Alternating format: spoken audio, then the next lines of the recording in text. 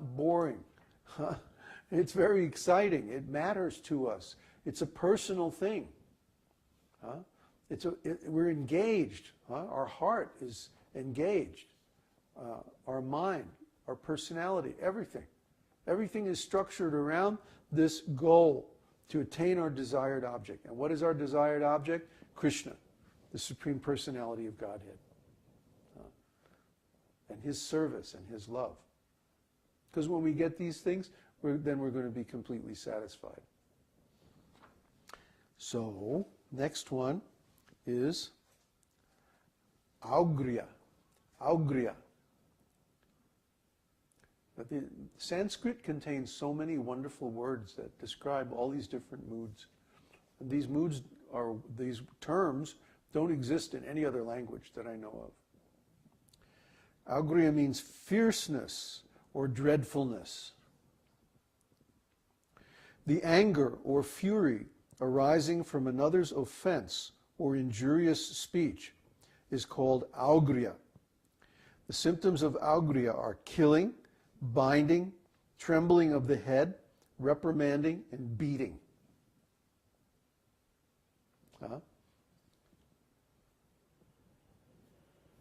Like if you don't remember these bhavas,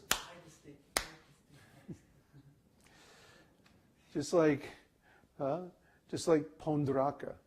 One time Pondraka, he's this rascal, he said, I am God. I am Vishnu. And he even had 2 false arms. So that he had 4 arms, right? Yeah.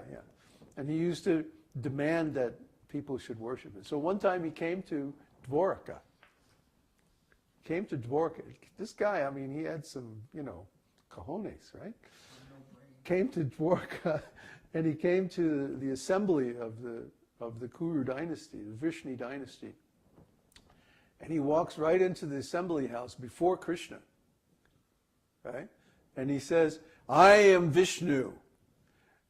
And then he had to wait for a long time for them to finish laughing.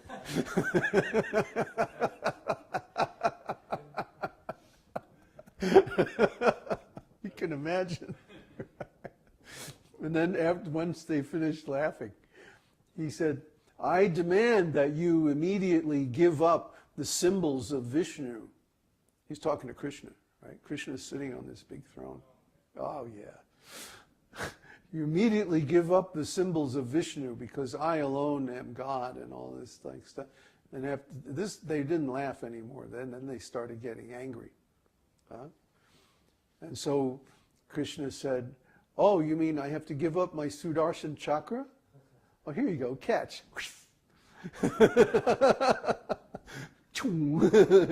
There went his head. So that's a good example of augriya. Then there's amarsha. Amarsha means intolerance or indignation. Intolerance arising from being rebuked or disrespected is called amarsha. The symptoms of amarsha are perspiration, trembling of the head, change of color, anxiety, seeking relief, shouting, turning the face away, and admonition. There's so many examples of this in the Vedic scriptures. I don't need to go over it. There's many, many examples, especially in Mahabharata. Asuya. Asuya means envy. The malice that arises upon seeing the good fortune and qualities of others is called asuya. The symptoms of asuya are jealousy, disrespect, accusations, projecting faults upon the qualities of others, slander, scowling, and raising the eyebrows. Boy, whenever I read that, I think about my god brothers. But this is transcendental. What's that? That's just material, isn't it? Well, yeah. But in the, for example,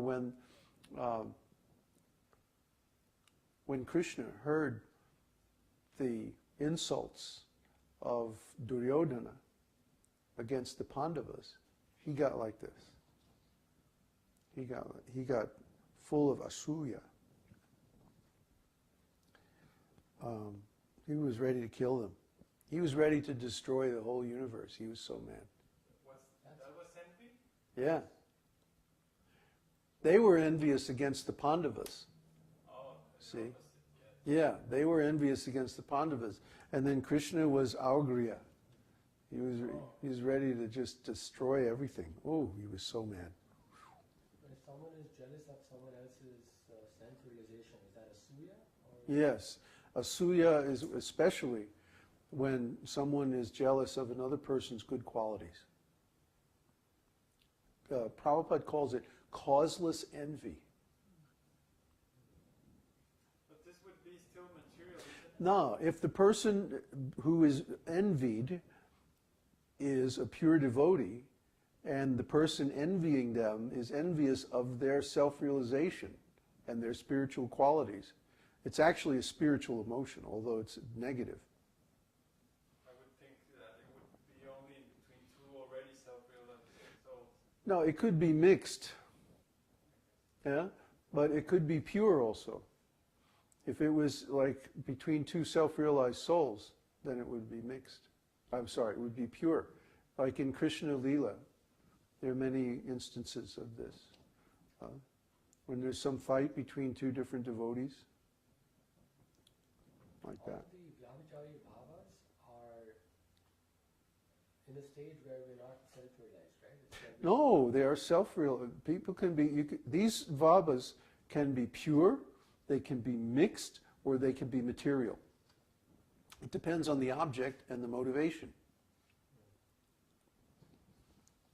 I think we went over that before, didn't we? They could be spirit. Yeah, we did. I know we did. They can be spiritual if the object is Krishna or one of his pure devotees. They can be mixed if the person having the bhava is in material consciousness. And they can be material if it's just on the material platform. Okay? Okay. There's a couple more, and then I want to talk about other things. Chapalyam. Chapalyam means restlessness, fickleness, rashness, or impudence. The loss of gravity or lightness of the heart that arises due to attachment or aversion is called chapalyam. The symptoms of chapalyam are lack of discrimination, harsh speech, and whimsical behavior. Huh? What? You don't like that? I don't understand. You don't understand. Ah. What don't you understand? What word did you not understand? The whole emotion together. No, what word did you not understand?